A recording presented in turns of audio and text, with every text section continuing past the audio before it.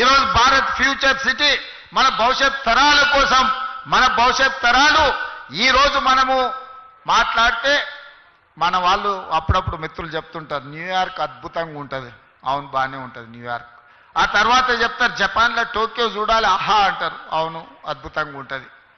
కొంతమంది మిత్రులు సింగపూర్ పోయొచ్చి అసలు సింగపూర్ ఉంటుంది చూడాలన్నా అని చెప్తారు, అది బాగానే ఉంది. మీరు అందరు చాలా మంది దుబాయ్ చూసిటారు, అబ్బా దుబాయ్ ఉంటుంది కదా అని మీరు చెప్తారు.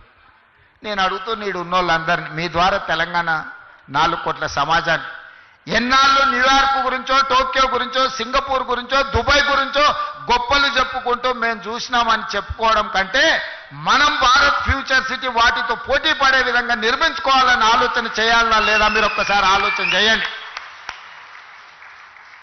నాకు 10 సంవత్సరాలు ఇవ్వండి, న్యూయార్క్లో ఉన్నోడు కూడా భారత్ ఫ్యూచర్ సిటీ నేను చూసి వచ్చినని చెప్పుకునే విధంగా ఈరోజు ఈ నగరాన్ని నిర్మిస్తా.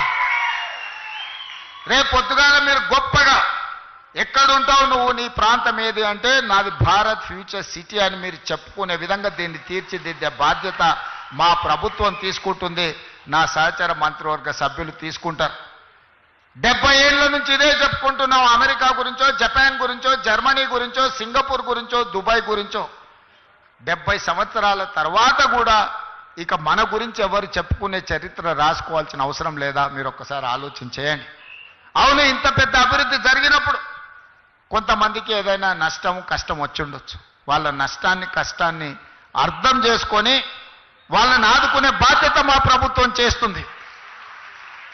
మీ ఇంట్లో పట్టాలు పెండింగ్ ఉండే నేను మాట్లాడి కేఎల్ఆర్ గారితో మాట్లాడి అధికారులను పంపించి అందరి ఇంట్లో పట్టాలు ఇవ్వండి, వాళ్ళని కూర్చోబెట్టి వాళ్ళని ఆదుకోండి, వాళ్ళందరికీ ఇందిరమ్మ ఇండ్లు ఇవ్వండి, అదనంగా 5-5 లక్షల రూపాయలు వాళ్ళు కట్టుకోవడానికి వస్తాయి.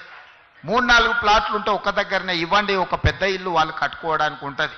వాళ్ళకి హాస్పిటల్ ఇవ్వండి, వాళ్ళకి అడ్వాన్స్ టెక్నాలజీ సెంటర్ ఇవ్వండి, వాళ్ళ పిల్లలకు సాంకేతిక నైపుణ్యాన్ని పెంచుదాం, వాళ్ళ పిల్లలకు ఈ భారత్ ఫ్యూచర్ సిటీల్లో ఉద్యోగ ఉపాధి అవకాశాలు కల్పిద్దామని చెప్పి నేను మా మంత్రులకు సూచన చేసిన. Subscribe us and press the bell icon for more interesting updates.